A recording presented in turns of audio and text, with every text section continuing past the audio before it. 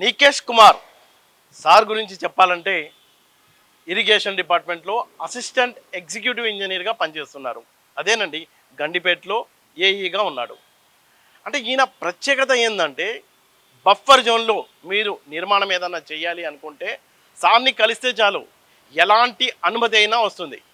అది ఆయన లెక్క.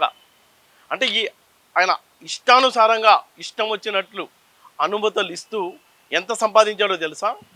అంటే ఇప్పటి వరకు ఏసీబీ లెక్కలేసిన దాన్ని బట్టి చూస్తే సార్ సంపాదన, అదే అక్రమ సంపాదన 600 కోట్ల రూపాయలుగా తేలింది. ఏసీబీ ఇప్పటివరకు చేసిన ఆపరేషన్లో చాలా పెద్ద ఆపరేషన్లలో ఇది కూడా ఒకటని అధికారులు చెప్తున్నారు. అసలు సార్కు సంబంధించిన అక్రమ సంపాదన గుట్టలు గుట్టలుగా బయటపడుతుందంట.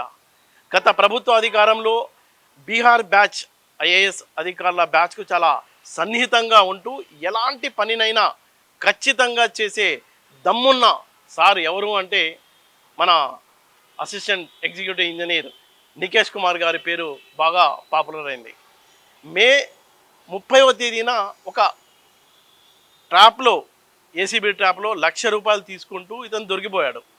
అప్పటి నుంచి ఏసీబీ అధికారులు ఇతని అక్రమ సంపాదనపై దృష్టి పెట్టి మొత్తం ఇతనికి సంబంధించిన ఆస్తులు ఎక్కడెక్కడ కూడబెట్టాడనే దాని మీద 2 రోజులు ఏసీబీ మొత్తం సోదాలు నిర్వహించింది. దాదాపుగా 25 ఆంధ్ర, తెలంగాణ ఈ 2 రాష్ట్రాల్లో కూడా 25 ప్రాంతాల్లో ఏసీబీ చేసిన సోదాల్లో 600 కోట్ల రూపాయల అక్రమ సంపాదన వెలుగులోకి వచ్చింది.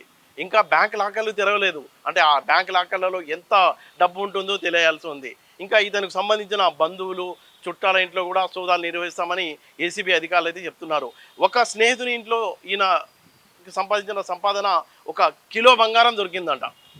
అంటే ఏ లెవెల్లో ఇతను అక్రమ సంపాదన ఇష్టానుసారంగా అనుమతులు ఇస్తూ సంపాదించాడో. ఈయన సంపాదించిన ఆస్తులు కనుక మనం చూసినట్లయితే నానక్రామ్ కూడా, గచ్చిబౌలి, అలాగే మొయినాబాద్, తాండూరులో చాలా పొలాలు, ఇష్టానుసారంగా పొలాలు, ఫామ్ హౌస్లు, విల్లాలతో ఈయన అసలు ఏ లెవెల్లో సంపాదించాడంటే అసలు అధికారుల కళ్ళు, అంటే ఏసీబీ అధికారుల కళ్ళు బయలు కమ్ముతున్నాయని వాళ్ళు చెప్తున్నారు.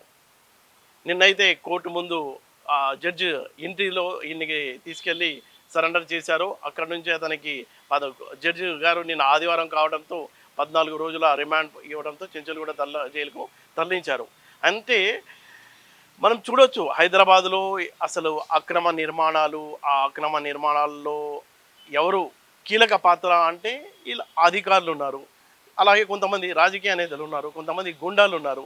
వాళ్ళంతా చేసిన పాపానికి సామాన్య జనం అంటే ఎక్కడో కొంత కష్టపడి విదేశాల్లో కానీ, వ్యాపారాల్లో కానీ, ఉద్యోగాల్లో కానీ చిట్టీలు వేసుకొని సంపాదించుకున్న సంపాదనతో కొని ఇలా వాళ్ళు ఆగమైపోతున్నారు. వీళ్ళైతే కోట్లకు, ఒక సాధారణ అసిస్టెంట్ ఎగ్జిక్యూటివ్ ఇంజనీర్, ఏఈ, చిన్న స్థాయి ఉద్యోగి, అంటే ఇరిగేషన్ కీలకమైన పోస్టుల్లో చిన్న స్థాయి ఉద్యోగి సంపాదనే, అక్రమ సంపాదనే ఒక 2 రోజులు ఏసీబీ సీరియస్గా దృష్టి పెడితే 600 కోట్ల రూపాయలు తేలిందంటే ఇంకా ఆయన సంపాదన ఏ లెవెల్లో ఎంత ఉందో అనేది అసలు అధికారుల అంచనాకే అందడం లేదంట.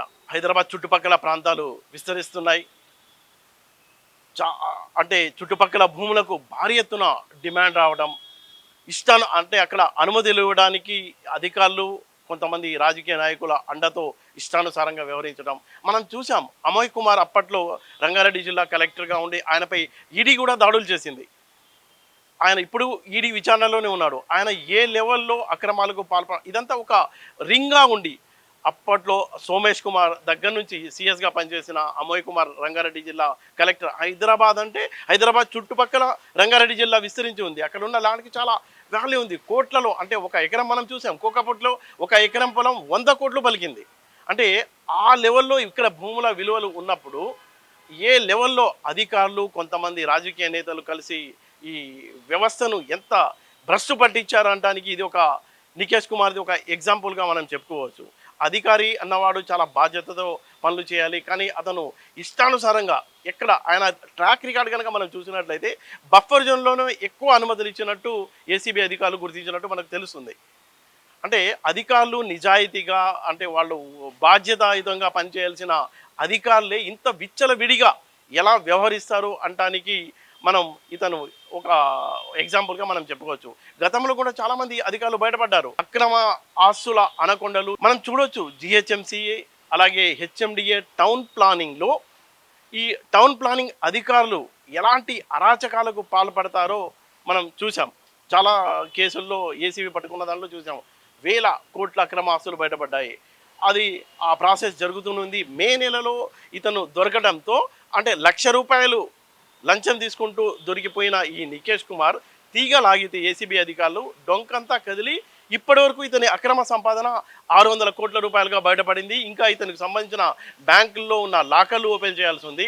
ఈయన చుట్టాలు, ఇతను అనుచరులు, ఇతని స్నేహితుల దగ్గర ఇంకా బినామీ పేర్లతో ఎంత ప్రాపర్టీ ఉంది అనేది తెలియాల్సి ఉందని ఏసీబీ అధికారులు చెప్తున్నారు.